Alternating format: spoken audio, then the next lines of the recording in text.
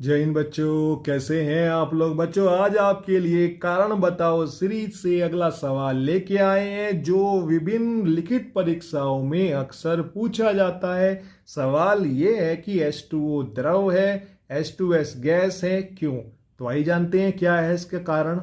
H2O में केंद्रीय परमाणु O का आकार छोटा और ऋण विद्युतता अधिक होती है, जबकि H2S के केंद्रीय परमाणु सल्फर का आकार अपेक्षाकृत बड़ा होता है और ऋण विद्युतता कम होती है। अब ये पॉइंट हमेशा याद रखने का है, आपको भूलना नहीं है। पॉइंट ये है जी,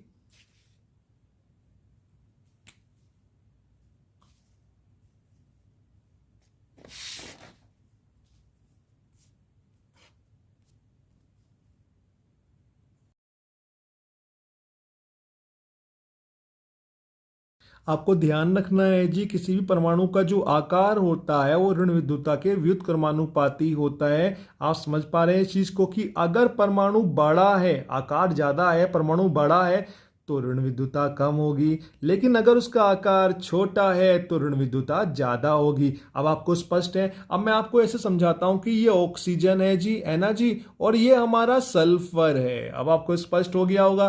तो आप मुझे बताओ किसका आकार बड़ा है, किसका आकार छोटा है। तो आप यहाँ पे देख पा रहे हैं कि ऑक्सीजन परमाणु का आकार जो है वो सल्फर की तुलना में कम है। और जब भैया आकार छोटा होगा तो बताओ ऋण विद्युतता क्या होगी। ऋण विद्युतता बिल्कुल इसकी उल्टी होगी, यानी कि ऑक्सीजन जो है उसकी ऋण विद्युतता ज्यादा होगी और सल्फर की ऋण विद्युतता कम होगी। क्या ये आपको स्पष्ट है। ये बहुत जरूरी चीज है और ये हमारा आवर्त सारणी से संबंध निकल के आता है। जिन्होंने आवर्त सारणी में ये पढ़ा होगा उनको याद होगा। भाई अगर छूट गया है तो ये कौन सी देर हो गई है, पढ़ा है तो ठीक है, नहीं पढ़ा है तो ठीक है, बस याद रखो कि आकार बड़ा तो ऋण विद्युतता कम होगी, आकार छोटा होगा ऋण विद्युतता ज्यादा होगी। इसमें ही सब कुछ छिपा हुआ है। तो एक बात क्लियर हो गई आपको। ये तो H2O में जो ऑक्सीजन है वो अधिक ऋण विद्युती है, जबकि H2S का जो सल्फर है वो कम ऋण विद्युती है। क्लियर, यही लिखा है, यही समझाने की कोशिश करिए आपको। अधिक ऋण विद्युती ऑक्सीजन परमाणु की उपस्थिति के कारण H2O में H बंध पाया जाता है। सल्फर परमाणु की ऋण विद्युतता कम होने के कारण H2S में H बंध नहीं पाया जाता है। भाई आप जानते हैं मेरे बच्चों, FON अगर हाइड्रोजन परमाणु F के साथ जुड़ा है या O के साथ जुड़ा है या N के साथ जुड़ा है तो वो बनाएगा हाइड्रोजन बंध, क्योंकि ये तीनों परमाणु पूरी आवर्त सारणी में सर्वाधिक ऋण विद्युती होते हैं। बाकी तत्व इनकी तुलना में कम ऋण विद्युती होते हैं। और भैया ऋण विद्युती होना ज्यादा जरूरी है हाइड्रोजन बंध बनाने के लिए। तो जो इनसे कम ऋण विद्युती होंगे, जैसा कि आपका सल्फर है यहां पर, वो नहीं बना पाएगा हाइड्रोजन बंध। लेकिन H2O में जो आप देख रहे हैं वो O तो वहां पर है, इसलिए H2O में मिल जाता है हमारा और आपका हाइड्रोजन बंध, जो कि H2S में नहीं होता है, क्योंकि H2S में सल्फर की ऋण विद्युतता ऑक्सीजन की तुलना में काफी कम होती है, जो कि ज्यादा होनी जरूरी थी। स्पष्ट है। चलिए फिर देखते हैं इसका असर क्या पड़ेगा। तो आप यहाँ पे देख सकते हैं, यहाँ पे ऑरेंज कलर की हमने डैश डैश दिखाया है। बच्चों ये डैश डैश जो दिखाया है यही है हाइड्रोजन बंध। ये हाइड्रोजन बंध जल के विभिन्न अणुओं को आपस में बांध के रखता है, जोड़ के रखता है, और सिर्फ एक ही दिशा में नहीं जोड़ता है, चारों दिशाओं में जोड़ता है। पात्र के अंदर, बर्तन के अंदर, बीकर के अंदर जितने भी H2O के अणु होंगे वो सारे आपस में हाइड्रोजन बंध के त्रिवाकर्षण बल के कारण परस्पर आपस में जुड़ते चले जाते हैं, निकट आते चले जाते हैं।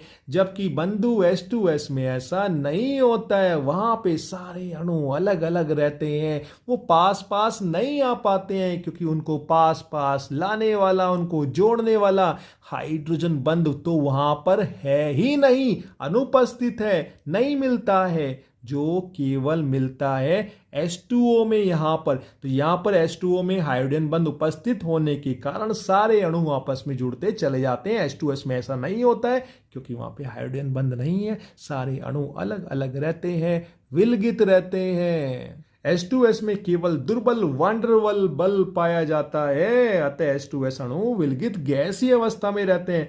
भाई बंधु, द्रव अवस्था में बदलने के लिए H2S के अणुओं का पास पास आना बेहद जरूरी है। लेकिन H2S में जो बल मिलता है वो हाइड्रोजन बंध तो है नहीं, वहां पे तो मिलता है दुर्बल कमजोर वाला वांडरवाल बल। और वांडरवाल बल में इतनी ताकत तो होती नहीं है जी कि H2S को पास पास ले आए, उनको बांध के रखे, जिस कारण जब वो बनेंगे नहीं तो केवल वो इधर उधर घूमेंगे। और ये अवस्था कहलाती है गैसीय अवस्था, क्योंकि गैसीय अवस्था में गैस अणुओं के बीच में कोई बल नहीं मिलता है, वो विलगित रहते हैं। स्पष्ट है आपको? और यहां पे एक चीज बची है जी लास्ट, वो भी बता देता हूं मैं आपको। H2O में जो हाइड्रोजन बंध तो आपको समझ में आ गया बन रहा है, जिसकी वजह से द्रव अवस्था में H2O में जल के अणुओं में अंतर आणविक हाइड्रोजन बंध प्रभावी होता है, जिसके कारण ये द्रव अवस्था में रहते हैं।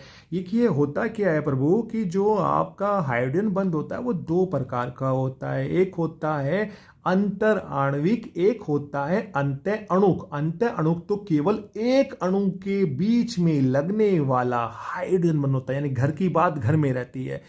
लेकिन ये जो अंतर आणविक है, ये घर की बात घर में नहीं रहती, तो पूरे मोहल्ले में फैलती है, मोहल्ले से पूरे आपके कस्बे में, शहर में, पूरे राज्य में, और राज्यों के बाद पूरे देश में फैलने वाला कुछ ऐसा इन्फेक्शन टाइप का ये फोर्स होता है, बल होता है। समझाने के लिए बोल रहा हूं, दिल पे मत लेना।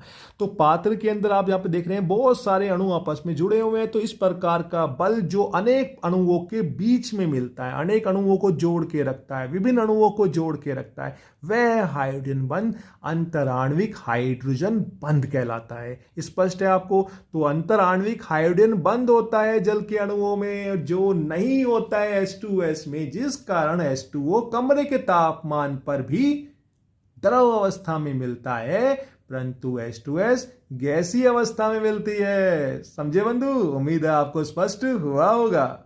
Thanks for watching.